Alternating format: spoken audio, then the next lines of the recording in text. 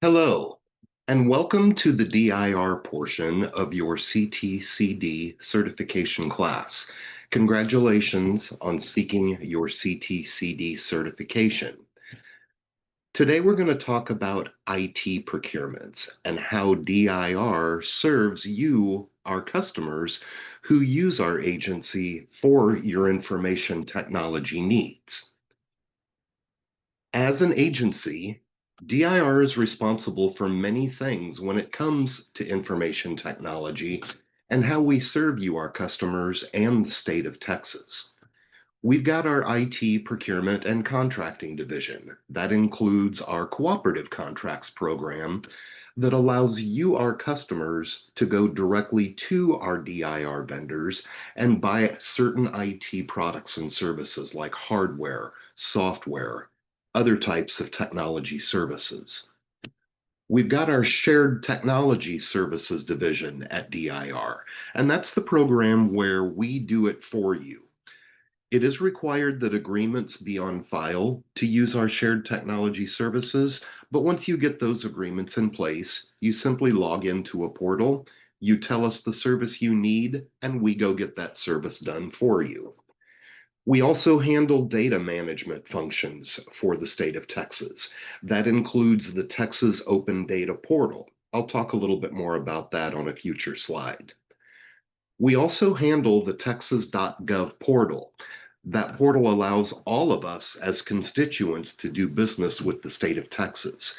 So if you've ever renewed your auto registration online, you've done business through the texas.gov portal. We provide technology leadership in helping to set IT standards for the state of Texas, as well as be a resource to you, our customers, in helping you set IT standards for your entities.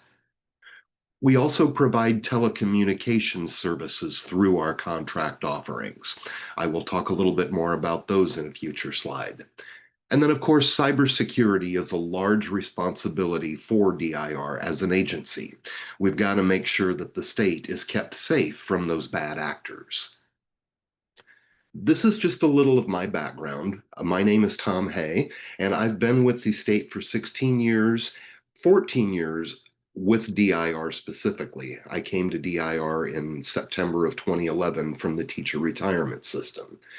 I've had a good time at DIR. I've gotten to do many different things from vendor management to managing cooperative contracts for the state, as well as managing shared technology services contracts. Now I spend my time working with you, our customer community, on how to do business with DIR, as well as our vendor community in how to get a DIR contract or how to do business with DIR. Our agenda today, I'm going to give you a little bit of DIR background. We'll talk about some statutes for procurement methods and how those apply. We'll talk about some program areas, include our shared technology services, our cooperative contracts program. We'll talk briefly through the exemption process for state agencies. We'll talk about some IT purchasing thresholds and how those apply to state agencies. We'll talk about utilizing statements of work, and then we'll talk hub opportunities as well. And if you do have questions after the presentation today, I've included a slide at the end of my presentation with some great contact information on it. You're welcome to reach out to any one of us at any time. So we, as procurement and contract management professionals, we're charged with meeting our stakeholder demands, right? We've got to get our customers what they think they need. That applies to us at DIR as well, and how we serve you, our customers, so you can meet your technology needs at your entities. So we need to have an understanding of those market offerings and what's available in the marketplace and what your needs are from an IT perspective.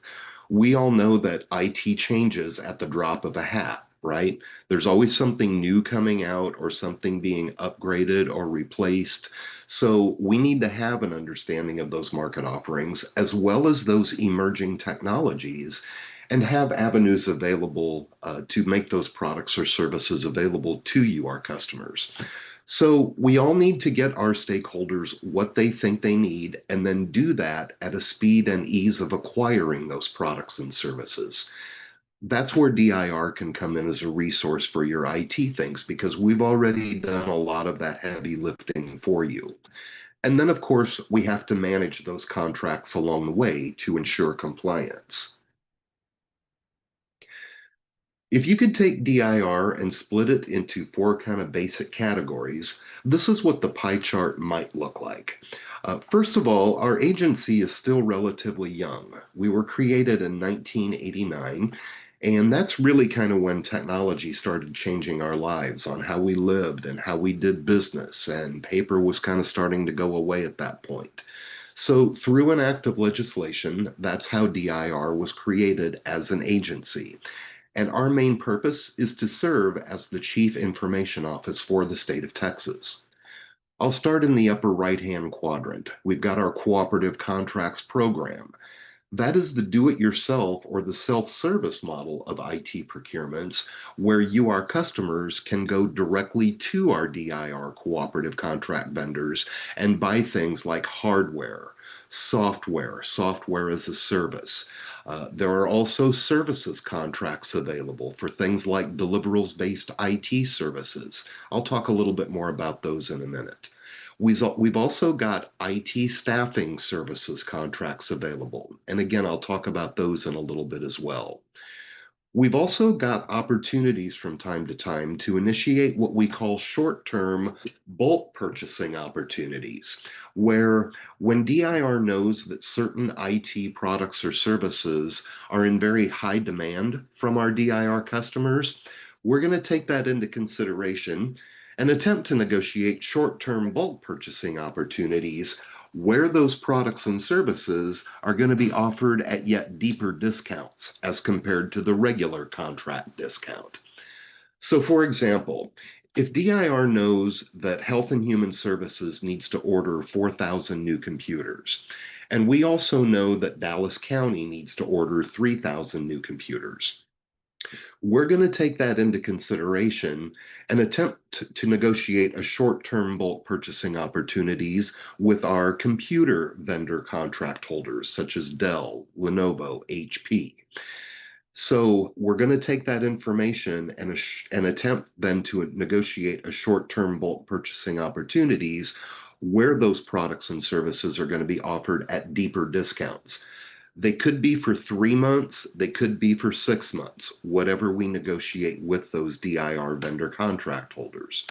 So, for example, a Dell laptop that is currently 25% off of MSRP on the Dell contract, if it's on a bulk purchasing initiative, that Dell laptop might be offered at 40% off of MSRP, but it's only going to be for a short amount of time.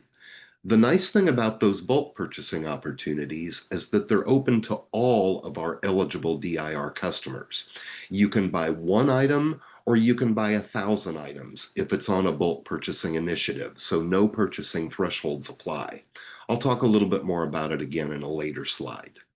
We also offer communications services as well. We manage the Capitol Complex telephone system for agencies in and around the Capitol building in Austin, as well as the Capitol building itself.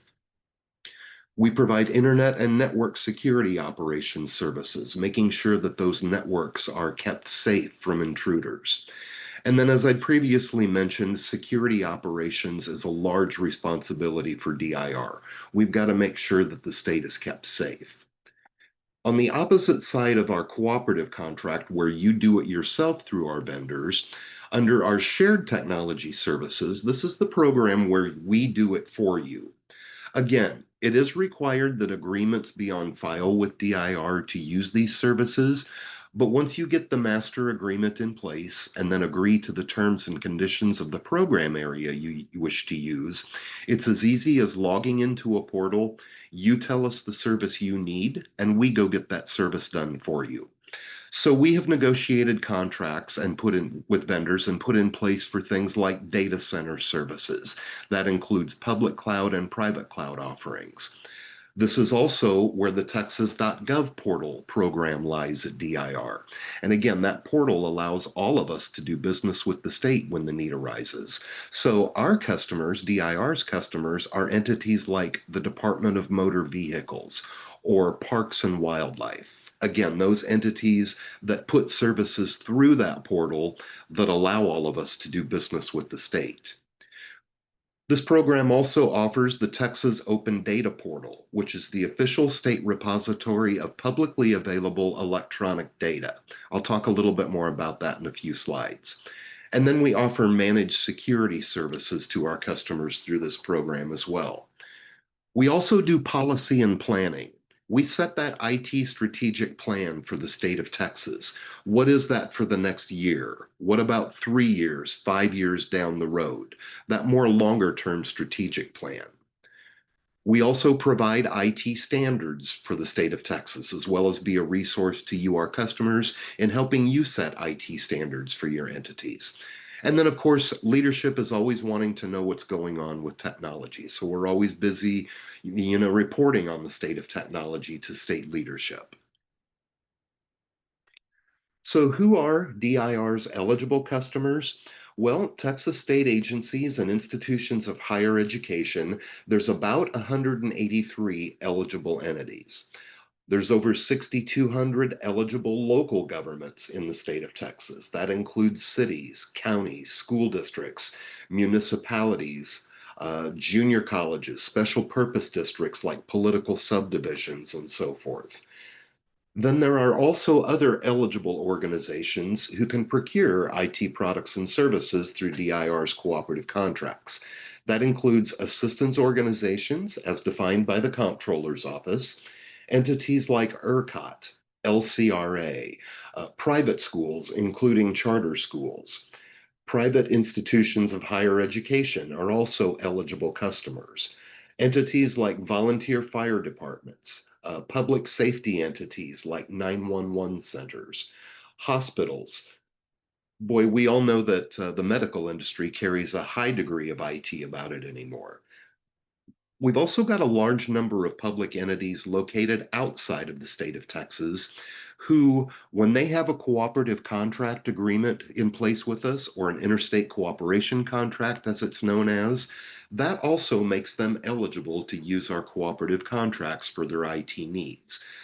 Those entities include out-of-state state agencies, local governments, public higher ed, and school districts.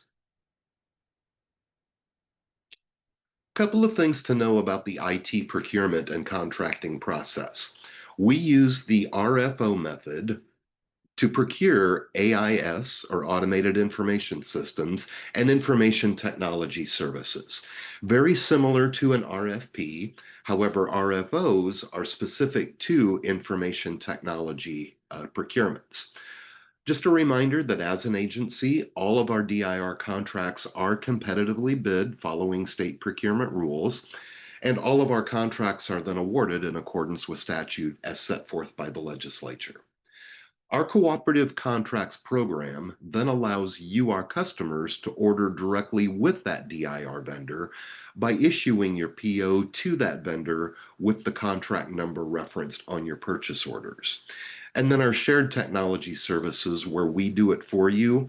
You tell us what you need, we go get it done for you, and that allows you to focus on other missions at your entities. A couple of things about statutes for procurement methods. It is Government Code 2157.068 that does require state agencies to purchase hardware, software, and technology services through DIR's cooperative contracts. Now, while that code specifically requires state agencies to use DIR first, all of you are again eligible entities to procure IT products and services through our cooperative contracts program. It's that same government code that kind of puts some definitions to the IT world as well. So it is hardware, software, and technology services that are defined as commercial software, hardware, or technology services other than telecom for which DIR determines that a reasonable demand exists from customers. So if we don't have it available through a contract offering, then DIR needs to do our due diligence to try to make that product or service available through a contract offering for you. That includes things like seat management services, or as it's commonly known as end user IT outsourcing. That's where your entity would, for example, bring in a vendor for a period of 3 or 5 years, whatever you negotiate with that vendor, and they would basically manage your computer system for that period of time. That vendor would bring in all the hardware, the software, and the supporting services for the term of your agreement, manage all of that for you, and then at the end of your agreement, all that equipment would go back to the vendor, and you would then start over with a new vendor agreement. Texas Government Code 2157.068, along with the General Appropriations Act, Section 9.04, then does give DIR that authority to utilize those bulk purchasing opportunities when they become available. So, again, those are available on a short term basis. I've got a little bit more information on bulk purchasing opportunities a little bit later in my slide presentation. It is Government Code 2170 that again requires state agencies to procure telecommunication services through DIR. Again, we are the entity responsible for procuring and obtaining telecommunication services. And again, while that code specifically applies to state agencies to use DIR, again, all of your entities are eligible DIR customers to procure telecommunication services through our contract offerings. So let's take a little bit deeper dive into our Shared Technology Services program. Again, this is the program where we do it for you. It is required that agreements be on file with DIR to use these services, but once you get those in place, you simply log into a portal, you tell us the service you need, and we go get that service done for you on your behalf. I've given you the link to the Shared Technology Services portal at DIR. You can reference this at your leisure. It talks a little bit more in depth about our Shared Technology Services program, as well as the specific service offerings available. And you can also watch little videos on this screen as well. Talks a little bit more about the programs that are available. They're about 3 to 4 minutes in length, so you can view those at your leisure. This slide shows you how our Shared Technology Services program is modeled at DIR. So we've negotiated a contract with a multi-sourcing services integrator, or an MSI, and that vendor is Capgemini. Capgemini kind of acts as the overall program manager of our Shared Technology Services, as well as the services that those vendors provide. So Capgemini kind of handles the customer relationship management, the business and operations side of things. Just make sure that the Shared Technology Services program is running smoothly and that vendors are providing the required services. Then the specific offerings available include things like data center services. Again, that includes public cloud, private cloud, mainframe support services, technology solution services, print mail, and then, of course, security operations to make sure the data centers are kept safe. The Texas.gov portal is part of this Shared Technology Services program model as well. Again, that portal allows all of us to do business with the state. We offer managed security services through this program, including device monitoring services, incident responses, and security assessments. And then this also includes the Texas Open Data Portal, which is the official state repository of publicly available electronic data. So under our data center services tower, again, Capgemini kind of acts as the overall program manager of this program. SIAC is the vendor who holds the contract for just making sure that the state's data centers are kept safe. They are busy just keeping those bad actors out. So they're doing things like offering privileged access services, setting security policies and standards, doing things like active security threat identifications and security incident and event management services. Again, SIAC's job, just making sure that the state's data centers are kept safe. Deloitte has a contract available for customers using the data center program for things like technology planning services or solution consulting services or project delivery services, again, for customers using the data center program. Deloitte also has a contract available for application services. That includes application development, maintenance, and support, legacy modernization services. If you're using the data center and you've got outdated apps, they can help bring those into more modern standards. And then they also do offer staff augmentation services through this program as well.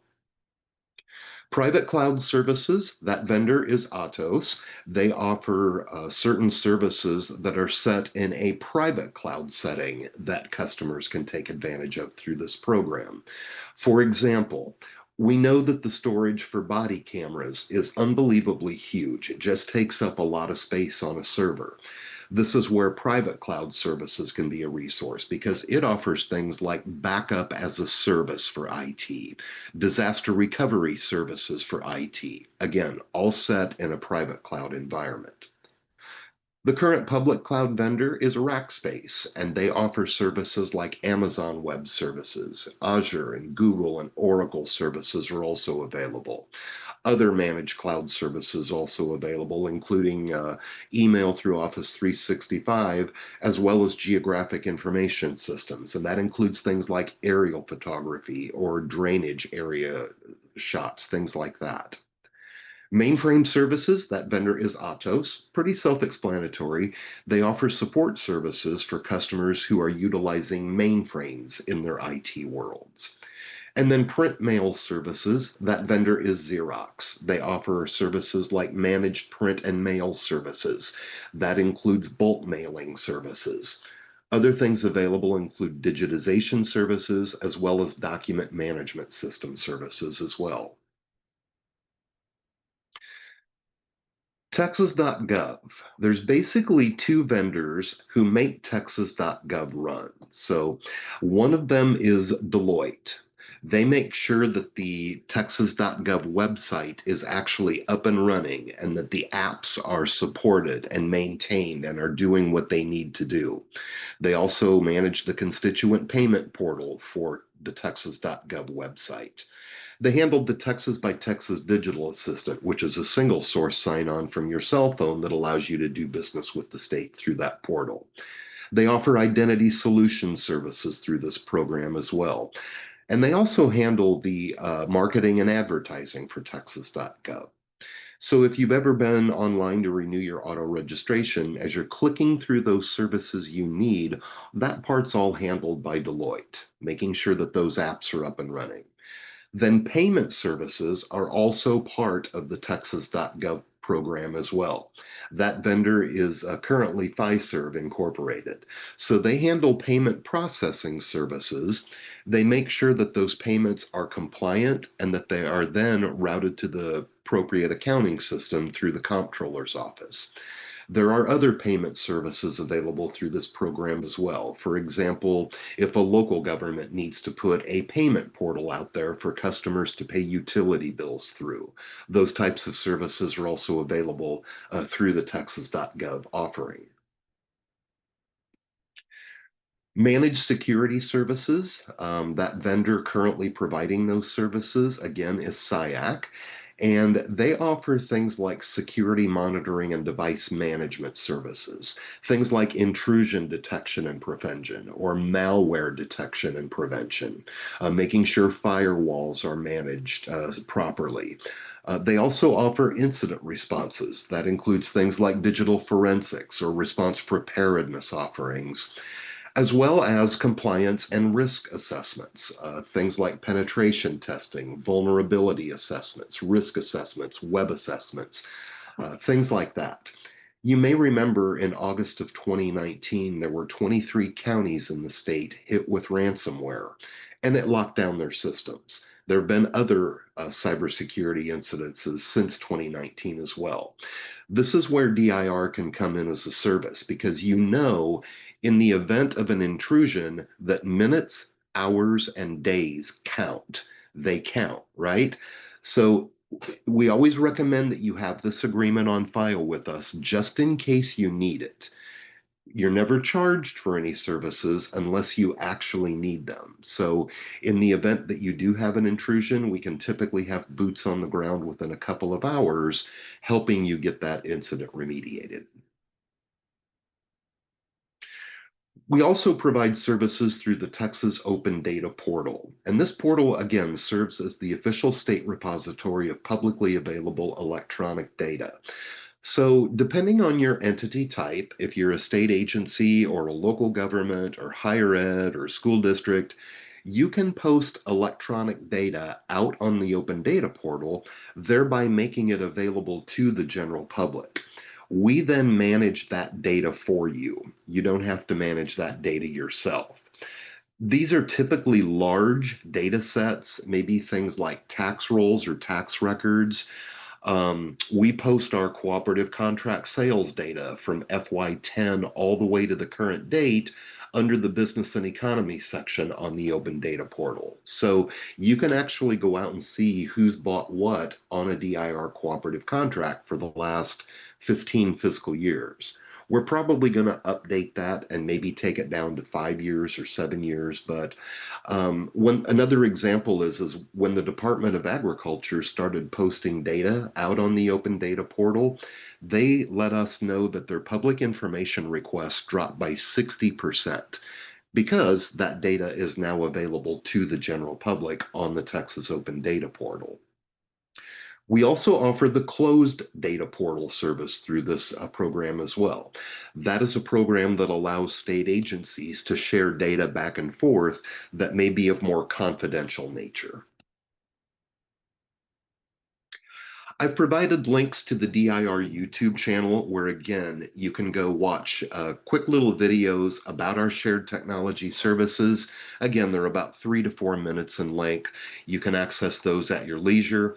Also, I've given you the main link to the DIR YouTube channel. There are other things out there that you might find of interest as well, things like cybersecurity topics or how to write a statement of work for IT, other program areas out there as well.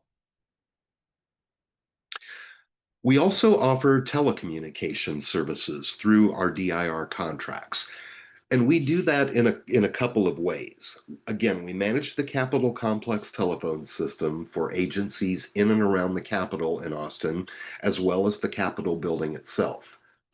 We also have our Texan, or Texas Agency Network contracts, and those offer services like voice services, including local and long distance services. Also, data offerings, and that includes internet services that your entity can buy through our Texan contracts, as well as low Earth orbit or LEO satellite offerings. Those are now also available through our Texan contracts. And then there are other telecom services that are also available through our Texan contracts. That includes things like cell phones, smartphones, data plans.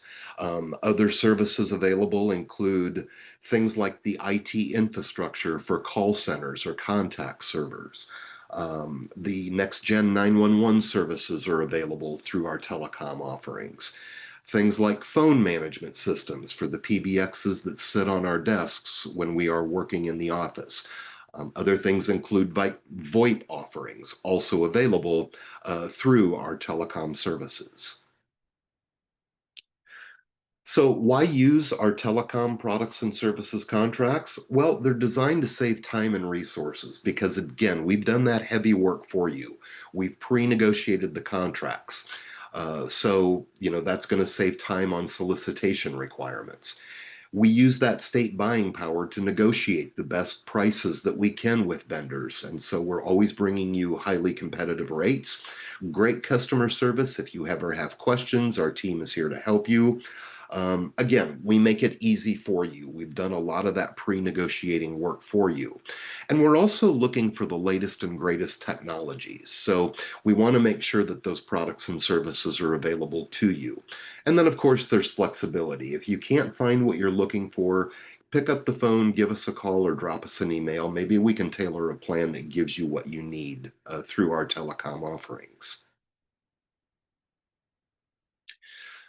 So let's talk about our DIR Cooperative Contracts program. This might be the area of DIR where many of you are already familiar with our agency.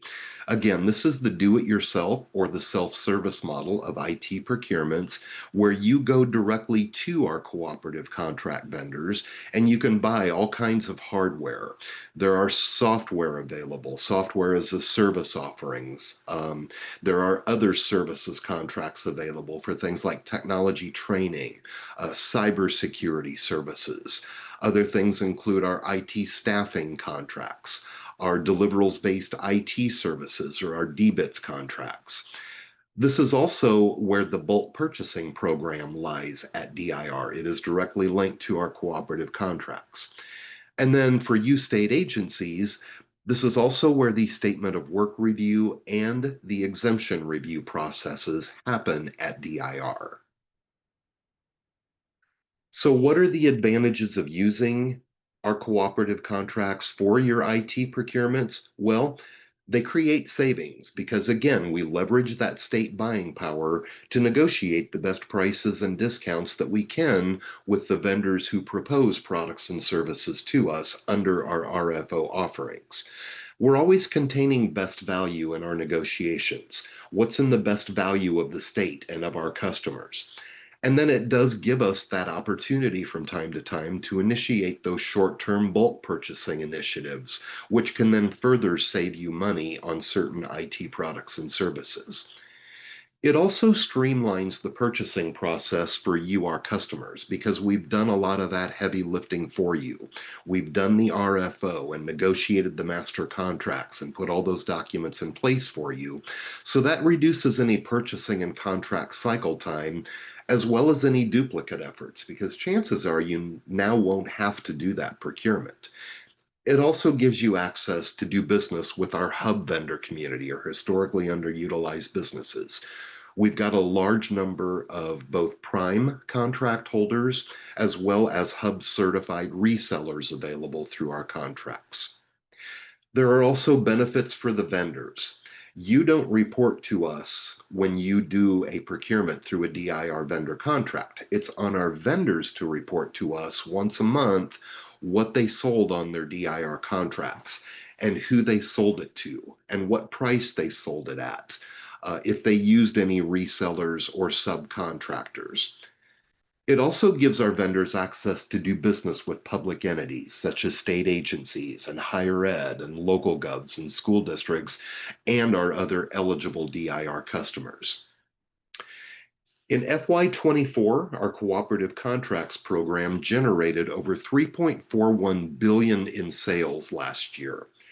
And this slide shows you what that spending breakdown looked like in FY24.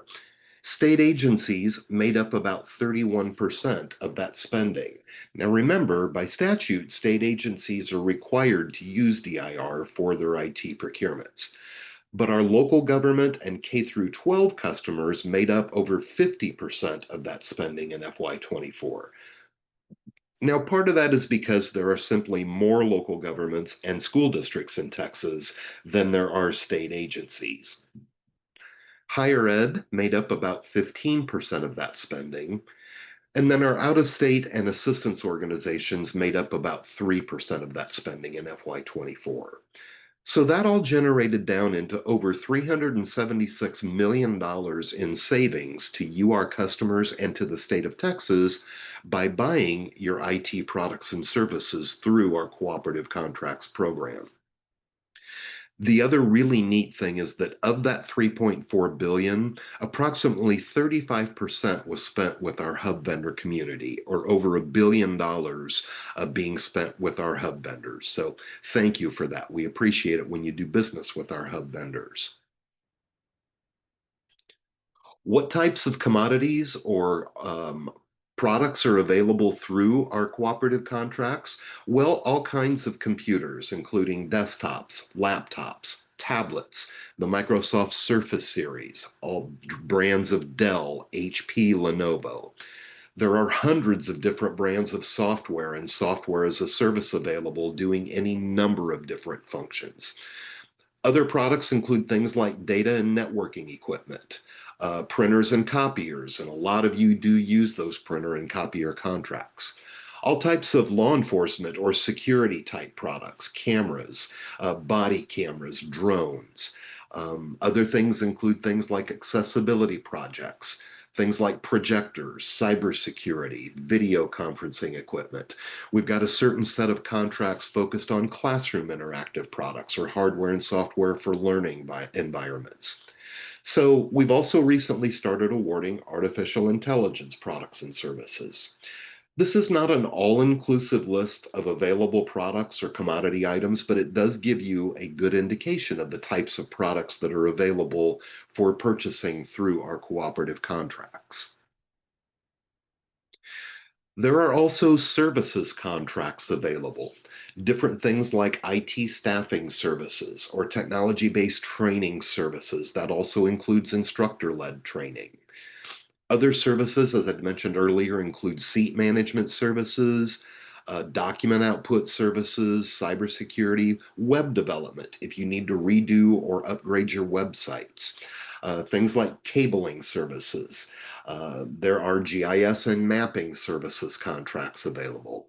Also, telecommunications products and related services. That includes things like video conferencing, web conferencing, as well as interpreter services that are either digital through the phone or video or in person as well.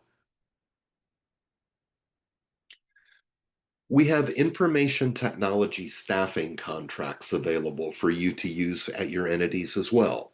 Maybe you have an IT need at your entity, and maybe you don't have somebody on staff to do that IT related work for you. This slide shows you some of the job categories that are available for you to maybe bring in a contractor to do that IT related work for you. There are also specialist areas available for things like a drone operator or a digital media person. Um, as an FYI, we've recently renewed and resolicited for IT staffing vendors. So if your entity was previously using our staffing contracts, you will now see that there are new IT staffing contracts now in place for you to use for your information technology staffing needs.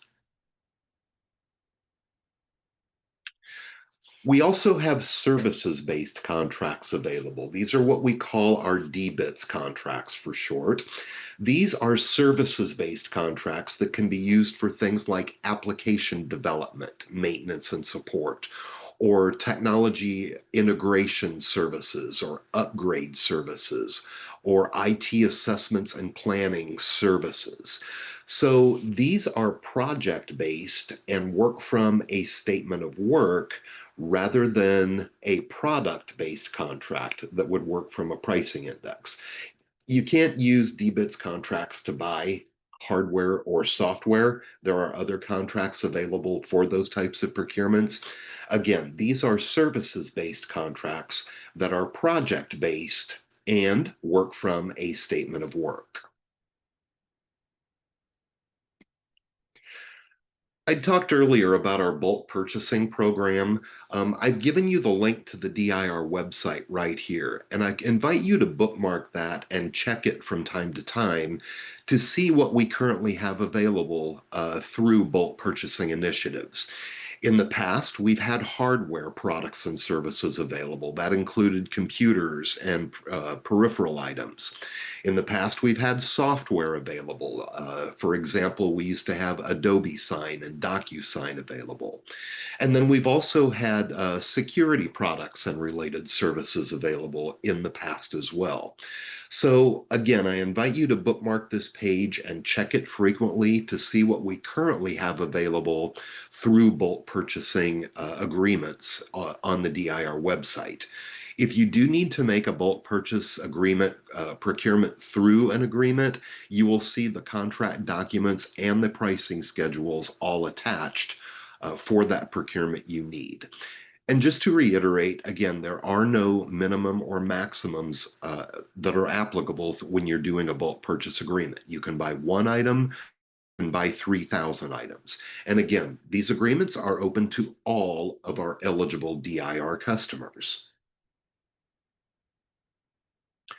So when you do use a DIR cooperative contract for your IT procurement, when you pull up that vendor page, you're going to see common elements that are specific to that DIR vendor contract. One of them will be the contract document itself, and that's going to include any exceptions that were negotiated with that vendor at the time that the vendor contract was negotiated and awarded. Your Appendix A will be the standard terms and conditions that are specific to that DIR vendor contract. Your Appendix B will be the hub subcontracting plan that is specific to that DIR vendor.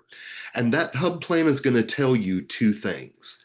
A, it's going to tell you if the vendor is self-performing under the scope of their DIR contract. In other words, they're doing it all. They're providing the product and any supporting services. Or B, it will tell you if that vendor is utilizing any resellers or subcontractors under the scope of their DIR master contract. Please keep in mind that vendors can update that hub form at any time during the term of their DIR contract, so they can add or remove resellers or subcontractors at any time. It's important to have the most common or the most recent updated form in your procurement file. Your Appendix C will be a pricing index if it is a commodities-based contract. That's going to show you the brands available and the percent discount off of those brands and services that are available through that DIR vendor contract. Or your Appendix C could be a statement of work template if it is a project or services-based contract. So it'll depend on the scope of the contract you're using if your Appendix C will be a pricing index or if it will be a statement of work template. You will also see any other appendices attached as they are needed. You might see service agreements attached, or if there are lease agreements available, you might see a lease agreement attached, or you can also read your contract documents to see if lease agreements are available through that particular DIR vendor. An example would be our printer and copier contracts. Many of you like to lease those instead of buy those. So you may end up negotiating a lease directly with that DIR vendor that you're going to be buying that printer or copier service through. You will also see maybe a statement of work template attached for the service portion of a product that you are buying. You will also see the attached request for offer. That is what DIR used to publish on the ESVD for vendor responses. So you can use that documentation for your contract or procurement file of the advertised RFO. And then, of course, you'll see any amendments attached that have been processed for that DIR vendor throughout the term of their contract with us. So you can download all your contract documents from any vendor contract page that you will need in order to do a procurement with that DIR cooperative contract vendor. A couple of things to note about our cooperative contracts program. There is survivability clauses built into our DIR cooperative contracts. So as long as you get your PO issued to that DIR vendor before the contract expires with us, survivability is going to allow your agreement to play out in full, even if that DIR vendor contract expires with us. That DIR vendor still needs to keep reporting to us under their expired contract until all of their POs are filled for our customers. So for example, if you've got a 1-year initial term and 3 1-year renewal options to issue to a DIR vendor, but you see on the DIR website that that vendor contract expires with us in June and there are no renewal options remaining, it's okay. As long as you get that order issued to the DIR vendor before the contract expires with us, survivability is going to allow your order to play out in full. We might be over here on the backside trying to negotiate a replacement contract with that vendor, but things could be different under that new vendor contract. It could have different terms and conditions or different pricing, or the other possibility is that maybe that vendor might not get a replacement contract because sometimes negotiations can break down. So just keep in mind that there is survivability built into our contracts as long as you get your orders issued to the vendor before the vendor contract expires with us. Also, be aware of any areas where vendors are trying to vary from the DIR terms and conditions. Vendors have already had the opportunity to take any exceptions to the terms and conditions when we negotiated and awarded that vendor contract. However, here is where you are in the driver's seat because you can now negotiate additional terms and conditions with our vendors, provided they don't diminish or conflict with DIR's contract terms. So, for example, if you've got HIPAA requirements or CGIS requirements, or you need additional acceptance criteria, you can negotiate those with our vendors as long as they don't diminish or conflict the DIR contract terms. Also, keep in mind that our contract terms generally have priority over almost other vendor documents. There are some exceptions for things like third-party licensing agreements or maybe lease agreements or things like that. But if you're being asked to sign something by a DIR vendor and you're not sure if you should sign it or not, simply reach out to your DIR contract manager assigned to that vendor contract. We can help answer those questions for you. It may be something simple like an order acknowledgement form or, again, a lease agreement or things like that. But if you're starting to see that vendors are trying to vary from their terms and conditions and you're not sure if you should sign documents, simply reach out to us. We can help answer those questions for you. Okay, let's take a break at this point. Please pause the video, take the break, and then hit play when you are ready to resume.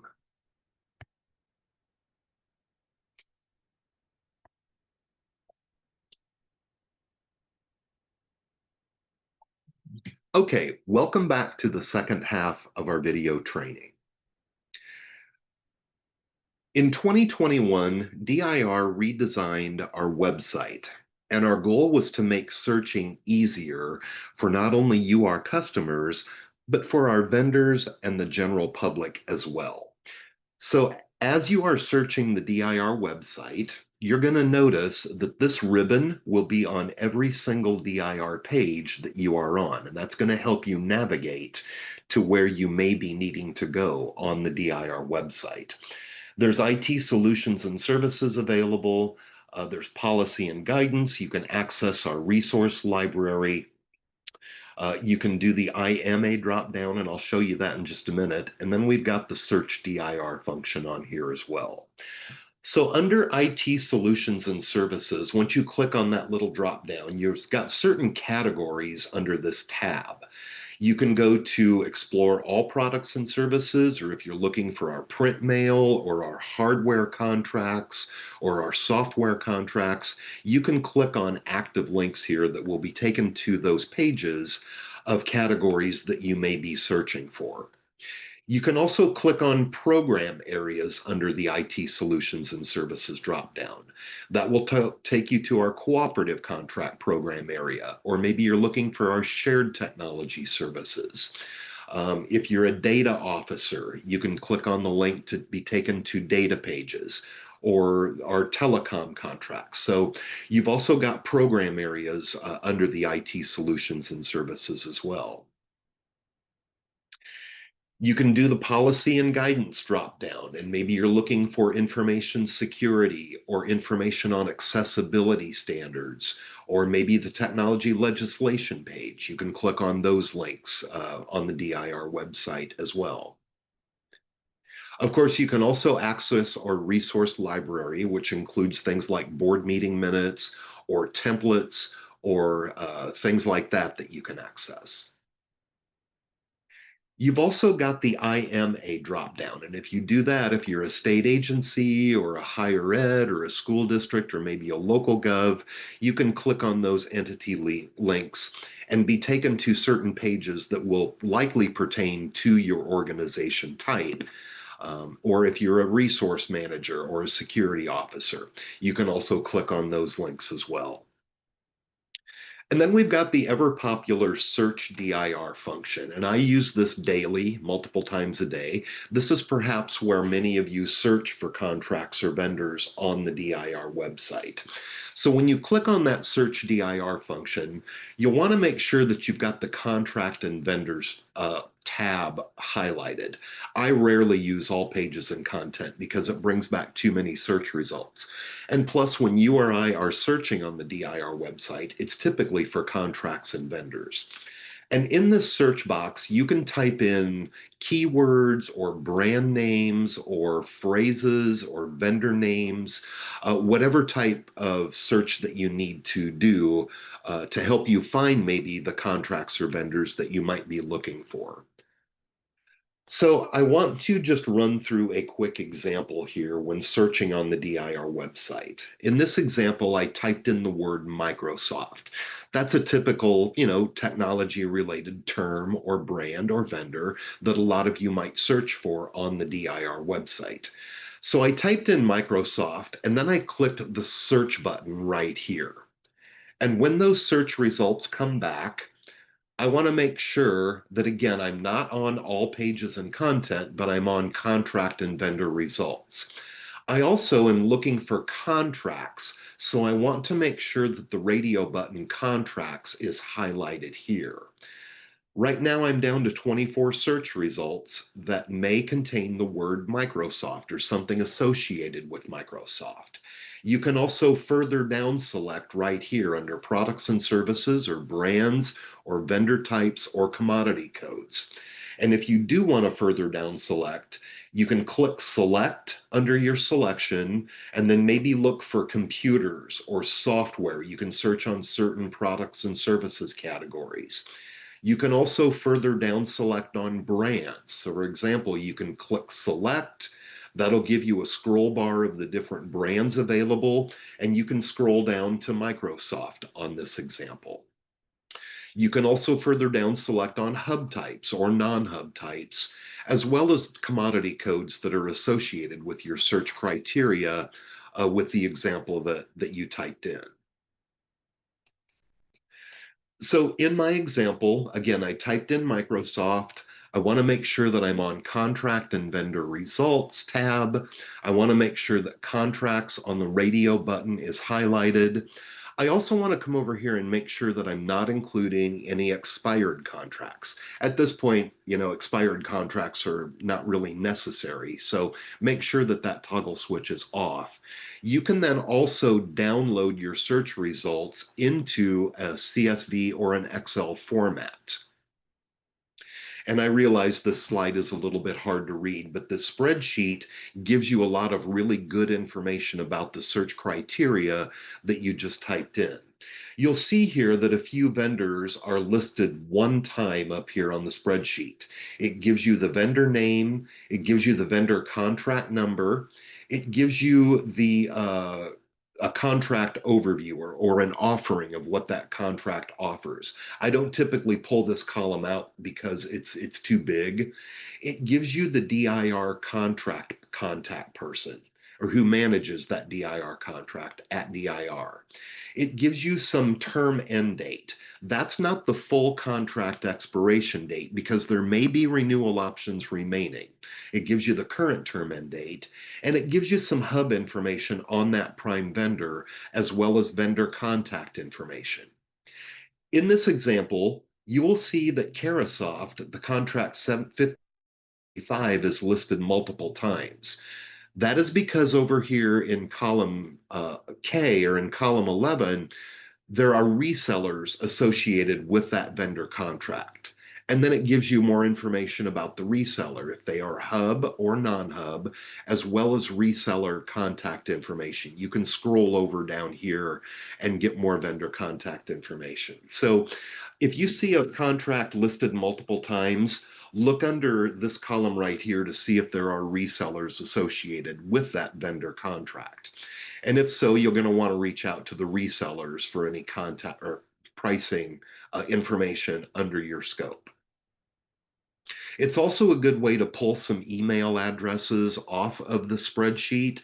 You can pull those addresses, pop them into an Outlook email, attach your documents, and say something like, I need your pricing for Microsoft software by such and such date. So it's a good way to pull some data off of this spreadsheet as well. So for state agencies, this section is specific to our state agency customers. Remember by statute that state agencies are required to use DIR cooperative contracts for their IT procurements. However, there are circumstances where state agencies may need to file an exemption with DIR for a number of reasons because they need to buy something that maybe we don't have available on a DIR contract. So this section applies only to our state agency customers. So an exemption request is utilized when a state agency wants to procure an IT item through an avenue outside of a DIR contract or service. We've got several exemptions for state agencies to utilize when this need arises. We've got several blanket exemptions that cover you for certain procurements that you may need to make. You can request a one-time exemption through DIR, and I'm going to give you an example of that in the next few slides. Or if your agency, wants to purchase through a local cooperative, you do need to submit an exemption request to DIR for approval in order to go through that other local cooperative as well. Also, keep in mind that if your agency is exempt from using the Cooperative Contracts Program, you might need to consider another exemption if you're using one of our other program areas. That includes data center exemptions, telecom exemptions, or a Texas.gov exemption as well. There is information of value on the DIR website that talks about exemptions and how those requests and rules apply to state agencies. I've given you the link to the DIR website that goes right to the exemptions page, so you can access that at your leisure as well. We do have several blanket exemptions that already cover state agencies for certain IT products or services that you may need to go out and buy. And you can access this list of blanket exemptions on the DIR website. So if you need to do an emergency procurement, or it's a critical need, or you need to buy radio tower rental or lease, or you've got IT-based laboratory equipment or fire alarm equipment that you need to take care of. These blanket exemptions are already in place with you. You can access this list on the DIR website. Just make sure that the commodity code matches the blanket exemption for the procurement that you are doing. So that's the critical point right there. Just make sure that the commodity code matches. If the blanket exemption covers you, all you need to do is print off this page on the DIR website for your procurement file. Keep in mind, state agencies, that you are exempt from purchasing IT commodities through a DIR contract if your contract value is under $10,000. So if you need to go buy hardware or software and then the total amount is under $10,000, you're not required to use a DIR cooperative contract. We hope you will, because that product or service may be available through a DIR cooperative contract vendor. But The minimum rule is if your total value is under $10,000, your agency does not have to use a cooperative contract. The maximum amount is $10 million. So state agencies are granted an exemption if your total contract value exceeds $10 million. You're not allowed then to use DIR cooperative contracts. However, if you're buying a large amount of commodities and it does exceed that amount, reach out to us. Maybe we can consider putting that on a bulk purchasing initiative. It's just going to depend on the scope, but we can reach out to other customers to see if they might have that need, and we can consider a bulk purchase instead. So, if a blanket exemption does not exist, then a state agency must request a one time exemption by completing and submitting that exemption request form to DIR. And some of those justifications include things like cost. Simply, maybe you found it cheaper somewhere else, or maybe you couldn't negotiate a better price with the DIR vendor. Maybe there are limiting terms and conditions to your procurement, or maybe there are funding source restrictions that may be typical of a grant situation. Maybe it's compatible with your existing technology infrastructure. Maybe it's proprietary, or maybe it's just not available through a DIR contract offering. Or if there are other circumstances or requirements that are limiting your procurement, please tell us that. But these are the justifications that are allowed when a state agency needs to submit a one time exemption. When we receive your exemption request, we have 15 business days from the date of receipt to process that exemption for you and get an answer back to you. We can expedite exemption requests as well. However, you must include that on the exemption request form when you submit that to us. We will then try to process those within 3 business days. You must include a statement from your agency head or their designee and give us the reason why that exemption request is expedited. State agencies can find the exemption portal on the upper right-hand corner of the DIR homepage. You'll see a sign-in box. You're going to click that sign-in box, and that's going to take you to several portals on the DIR website. And the one that I'm referencing is the exemption request portal right here in the middle box. You're going to click on that link, and that is where you will be able to log in with your existing credentials to the exemption portal. Or if you need to request a login credential, you can click that login right there. That then sends a message to our security team, and within 48 hours, they respond to you with your portal login credentials. Or if you forgot your password, you can also reset your password on this page as well.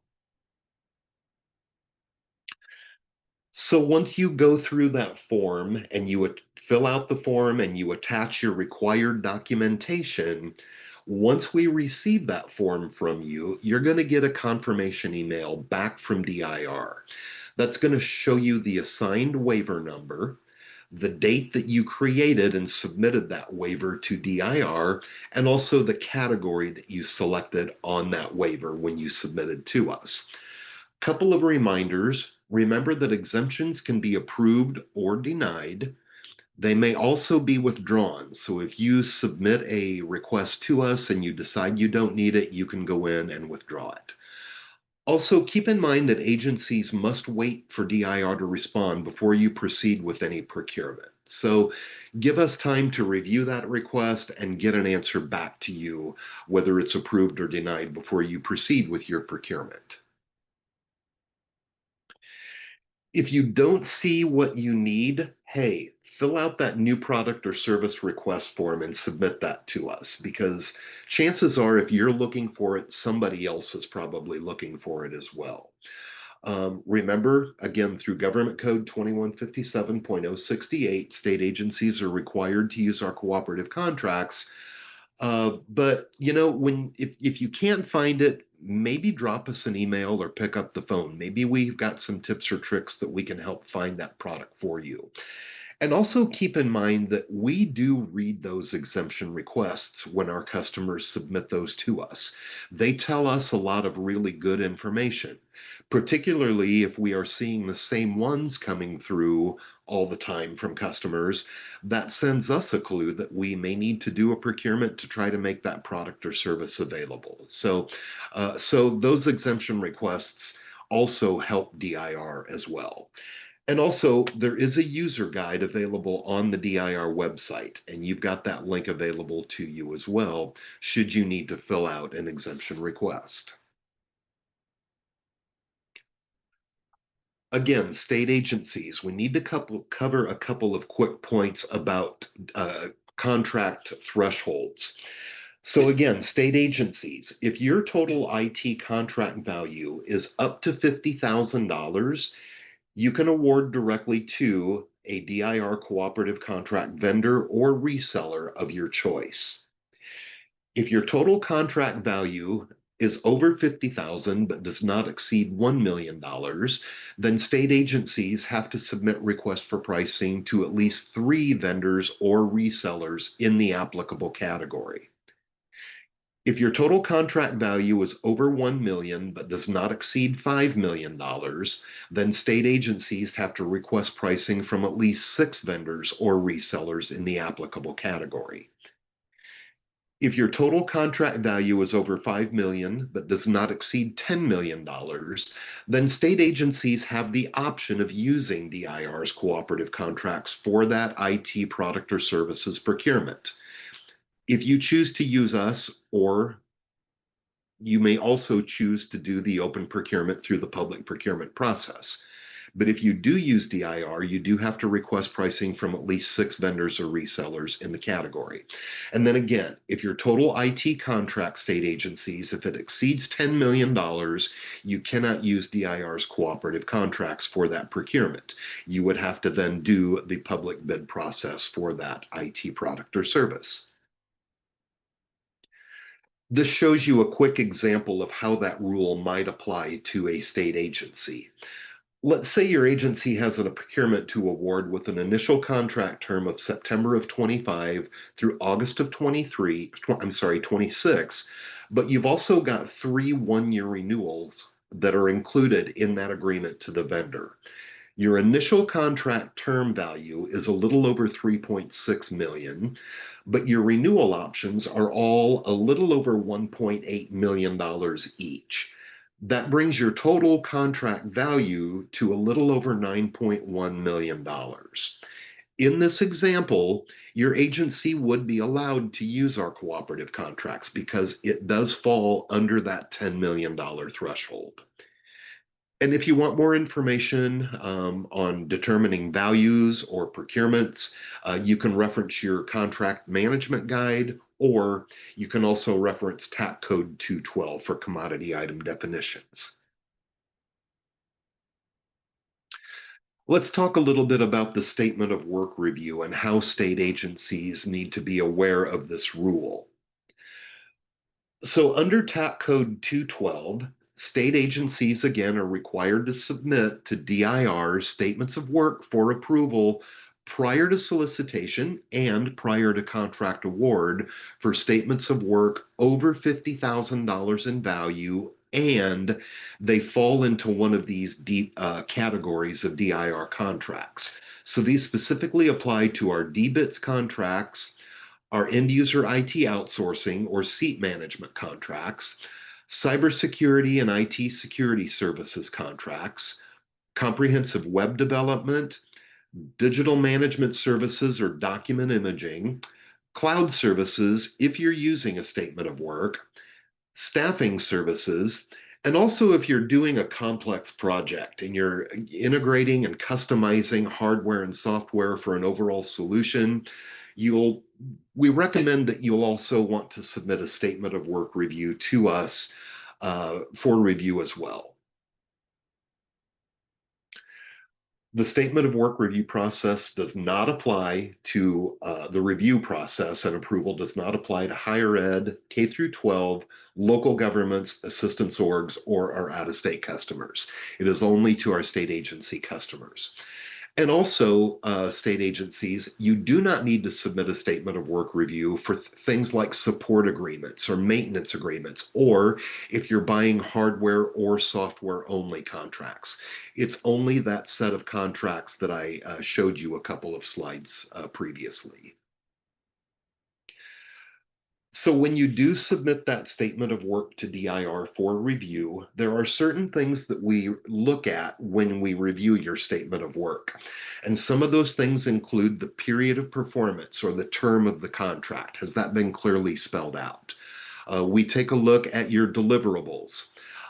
We look at the roles and responsibilities of parties involved in that statement of work agreement. We do take a look at your acceptance criteria. We look at any reporting requirements that you may need to include. We look at security and confidentiality issues that may need to be addressed. We look at any accessibility issues that may need to be addressed, or are they spelled out as well? And then we also take a look at the vendors and the contracts that you're soliciting. Just make sure that you're in the right scope of contracts to get the project done that you need to get done. There are statement of work templates available for both waterfall and agile methods of project management. So, waterfall is a very structured, known outcome. It's very predictable. Agile methodologies are used for more like flexibility things if you're integrating and customizing software and things like that. Those types of methodologies. You may use a combination of both when you're writing a statement of work, both waterfall and agile methodologies. But there are templates available that give you a starting point in helping you write that statement of work. So let's talk a little bit about that statement of work submission process for state agencies. We review a draft submission. So your agency is going to submit that draft statement of work to DIR. Your agency has super users assigned to you where they have a statement of work portal. So we then review that submitted draft statement of work, and we might need to consult with you if we have questions or need some clarification. We then respond to your agency within 30 working days of that draft submission. And then you submit that approved statement of work to the relevant DIR vendors once we have reviewed that draft. Then you do need to submit a final submission on that statement of work to a DIR as well. So your agency then evaluates your vendor responses and you negotiate that final version of the statement of work. The agency and the vendor then execute that final version of the statement of work. Your agency then sends that final signed statement of work to DIR for approval. We respond to your agency within 3 working days. Once we review it, approve it, and sign it, we then return that final statement of work to your agency. At that point, then, your agency then can issue the purchase order to the selected vendor. So again, on those draft statement of work reviews, we have 30 business days to review those and get it approval back to you. We can expedite those draft reviews and do those within 5 business days. However, your statement of work request, again, must include a statement from your agency head or their designee as to why it is an expedited review. And then on the final statement of work reviews, we typically can get those to you within 3 business days. If you need to amend a statement of work that you have submitted to us for review, keep in mind that all amendments or change orders are to be submitted to DIR for approval. This includes any changes to the scope, regardless of the cost. So again, your amendments would be submitted through the DIR portal, and you're going to want to reference back to that original statement of work. And that amendment review is going to follow the same path as a draft review and then the final submission of the original amendment as well. Keep in mind that agencies must post all their executed statements of work on your websites. And also remember that a statement of work is not valid and the vendor cannot be paid until DIR signs that final version of the statement of work. Now let's talk about major information resources projects, or as the acronym spells it, MERP projects. So MERP projects have the meaning provided under Government Code 2054.003. And that definition is information resources technologies, and major information resources projects. Government Code 2054.518 means that the quality assurance team is going to be involved in certain levels of MERP projects. The quality assurance team is a project oversight team made up of about 4 different agencies. And again, their main job is to just oversee major information resources projects. Then there are phases in the development of a MERP, and those phases may include planning, analysis, requirements, design, development phases, testing, integration, implementing that, and then, of course, operating and maintenance as well. So a MERP is defined as any information resources project identified in a state agency's biennial operating plan whose development costs exceed $5 million and meets these criteria. One, it requires 1 year or longer to reach operational status. It involves more than one state agency or substantially alters work methods of state agency personnel or the delivery of services to clients.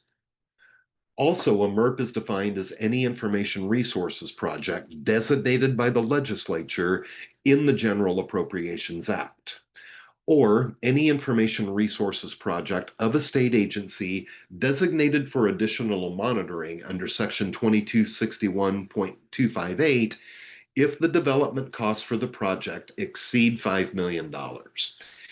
If you have questions about whether your project is a MERP or is not a MERP, you can reach out to our project delivery team here at DIR. We've got a staff that is more than happy to answer any of your questions about MERPs and provide guidance on MERP projects should your agency be involved. MERPs with contracts that are expected to exceed $10 million, please keep these rules in mind. Prior to starting your vendor negotiations, your state agency does need to submit to the QAT a draft copy of any contracts containing the proposed terms. That could include things like contract documents, terms and conditions, statements of work. The QAT then reviews those documents. They may come back to you if they need, further clarification or they have questions. You would then respond back to the QAT. Then you go out and do your vendor negotiations. And once your agency has concluded those vendor negotiations, your agency does need to submit a final negotiated unsigned copy of the contract to the QAT for a final review. Also, keep in mind that the agency does need to comply with or provide any written explanation on why any QAT review recommendations are not applicable. Also remember, agencies, if you're amending a MERP project, prior to amending that contract to increase by 10% or more of the contract value or schedule, state agencies need to first notify the QAT, but then you also need to notify other governmental offices, and that includes the governor, lieutenant governor, speaker of the House, the Senate Finance Committee, and the House Appropriations Committee. So again, these are very high dollar, high profile projects. So keep those rules in mind should your agency be involved in a MERP project. If you need more information on MERPs, I've provided a link to the DIR website, and you can access that link at any point. Just a quick review of the sections that I just covered. Remember the threshold requirements, the statement of work review, The MERP requirements and the exemption submission process do not apply to our voluntary customers or higher ed, K through 12, local governments, assistance organizations, or our out-of-state customers. A couple of quick things to cover on cybersecurity training. These rules affect all of us now. You probably get your emails that it's time for your cybersecurity training. So, Texas Government Code 2054.519 is the state certified cybersecurity training program. And that required DIR to work in consultation with the Texas Cybersecurity Council. And the rule basically said you have to certify at least 5 cybersecurity training programs. DIR has many more than that in place, but the rule says you have to have at least 5. And this rule applies to all of us who work in state and local government, institutions of higher ed. The reporting requirements apply to all of us, including local governments, as well as state contractors. And the key takeaway that I'd like you to remember here is that any contractors that access state computer systems or databases are required to complete a cybersecurity training program and provide those completed results to you. If that contractor changes agencies, they may be required to take further additional cybersecurity training. So, again, keep that in mind that any contractors that are going to access state systems, they are required to complete training. You can find more information on the cybersecurity training and requirements on the DIR website at this link at the bottom of the screen.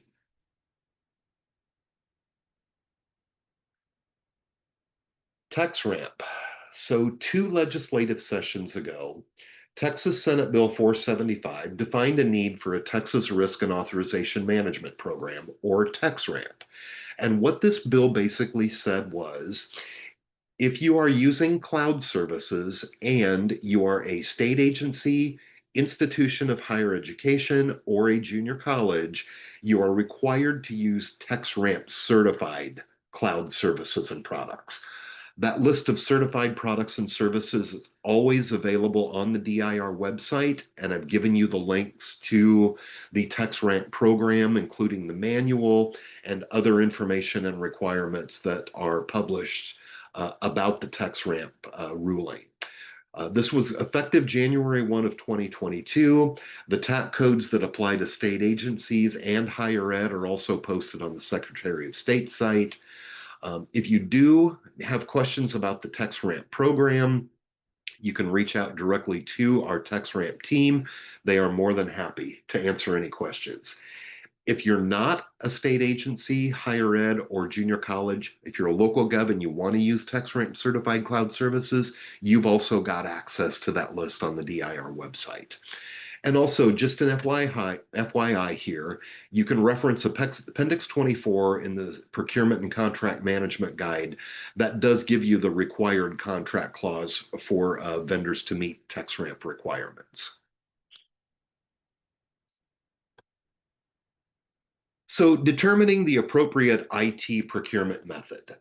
Couple of things to keep in mind. Those classification codes with that technology or AIS component are noted with a yes indication in the NIGP commodity code book. So if you are seeing a yes indication by a commodity code or a category, that's your first indication that it's going to be a technology related procurement or contract that you're going to be doing. Remember that those codes with that AIS designation, state agency contract developers and other state purchasing professionals are required to use DIR. And if you ever have questions about those AIS codes, feel free to reach out to either DIR or the Comptroller's office. We can help answer any of those questions that you may have. So when it comes to IT procurements, you've got choices with DIR. You can do it yourself through our cooperative contracts program, go directly to our vendors, and you then manage that procurement. Or if the service is available, or if you want to see if the service is available, you can consider our shared technology services, which is where we're going to do it for you. So, under cooperative contracts, again, you manage the procurement and the contract with that DIR vendor through the master contract. Remember that you can negotiate for right size solutions under our cooperative contracts. Negotiate better pricing or negotiate something that fits your needs. You then, our customers, maintain the procurement and the contract records, including a copy of the DIR master contract. And then you manage any vendor performance issues during the term of that contract. And for you state agencies, that means that you report vendor performance on the vendor performance tracking system through the Comptroller site. But under our shared technology services program, that's where you would contract directly with DIR. Um, you get the master agreement in place, and then you accept the terms and conditions of the program area that you wish to use. DIR then is responsible for the procurement and the contract documentation under shared technology services. Those services are limited to one size fits most service structure. So it's more of a catalog type ordering system under our shared technology services. But DIR then serves as the point of escalation for any vendor issues when you're using our shared technology services. There are also hub opportunities available through our DIR contracts. It's important to remember, again, that every contract includes a hub subcontracting plan. Make sure you print a copy of that for your procurement file. Remember that vendors can update that form at any time during the term of their DIR contract. For state agencies and higher ed, our contracts do have hub goals that we follow through the Comptroller's office. For other services, that goal is 26%, and for commodity items, that goal is 21.1%. Also, for agencies and higher ed, make sure you contact your hub coordinator early so they can get clarification on that hub subcontracting plan. And always include your hub coordinator when using a DIR contract because they need to receive the monthly progress or PAR form that the contracted vendor is required to submit to you and to DIR. Again, your Appendix B is always the hub subcontracting plan on any DIR cooperative contract that you're going to be using.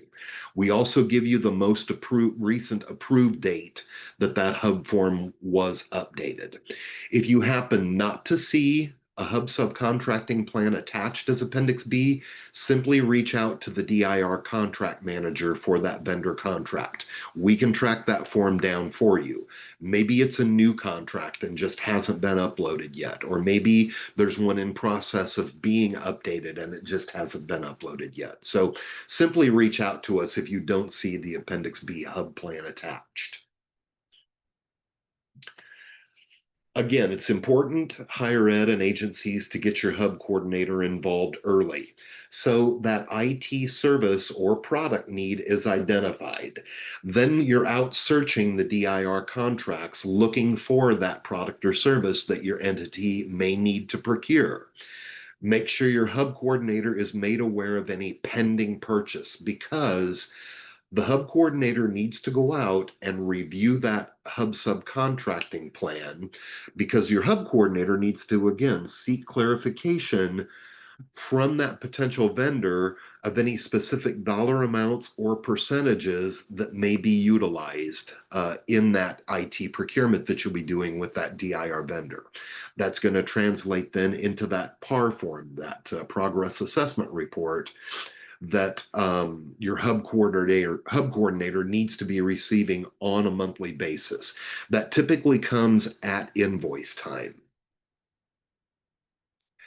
There is wording in our terms and conditions, the Appendix A of our DIR cooperative contracts, that vendors should be aware of that they need to be following certain reporting requirements. And part of that is that PAR form that the vendor should be submitting to both you and to DIR on a monthly basis. Again, that typically comes monthly at invoice time. If you do receive a PAR form and you are seeing that the vendor is using a subcontractor that is not identified on the approved hub subcontracting plan, it's important to stop work and stop payments with that vendor because they are not compliant under the terms of their DIR contract. That vendor needs to reach out to DIR, bring their hub form into compliance before any payments or work can continue. And if you ever have questions about the Hub form or the Hub program, feel free to reach out to any one of our wonderful Hub team at DIR. They are more than happy to answer any of your Hub related questions, or you can simply inquire through the DIR Hub box. That email address is provided here as well. Okay, I'm going to wrap up and leave you with some resources.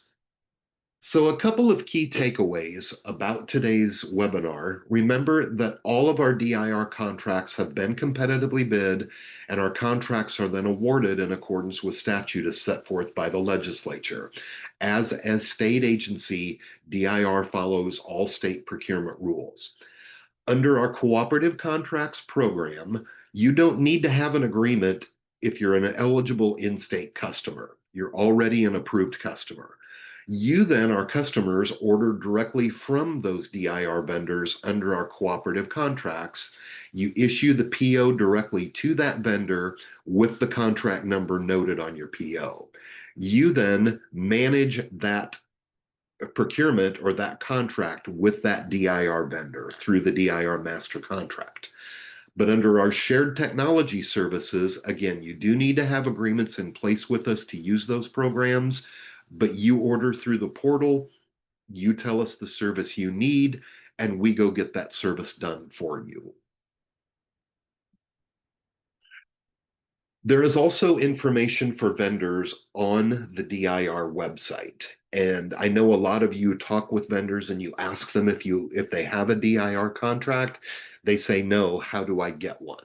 That information is always available under the Selling Through DIR tab. That is our vendor page right there.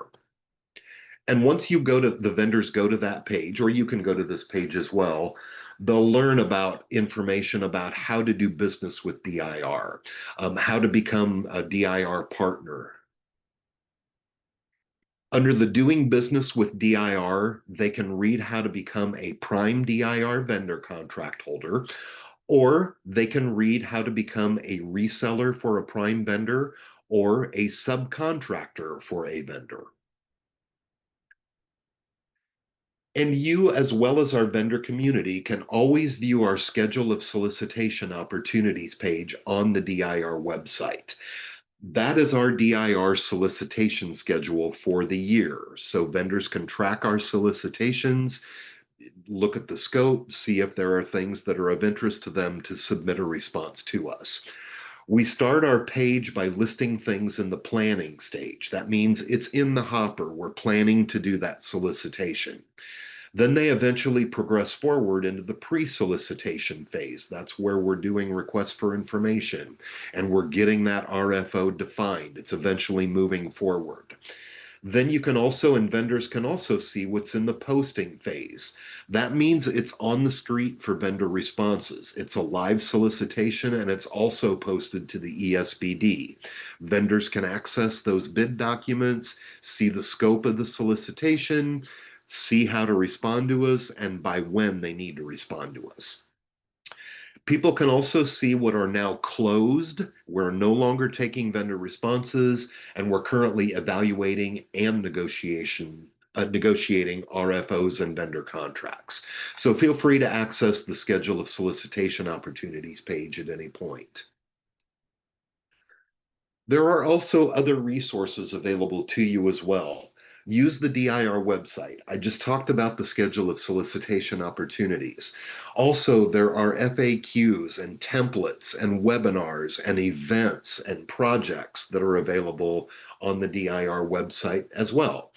If you see things in the marketplace that we do not have available on the DIR contract offerings, fill out that request for technology products and services form because, again, those tell us a lot of information about what our customers are needing.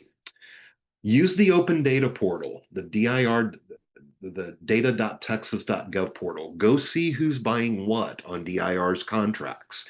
It kind of gives you an indication of what the marketplace is buying.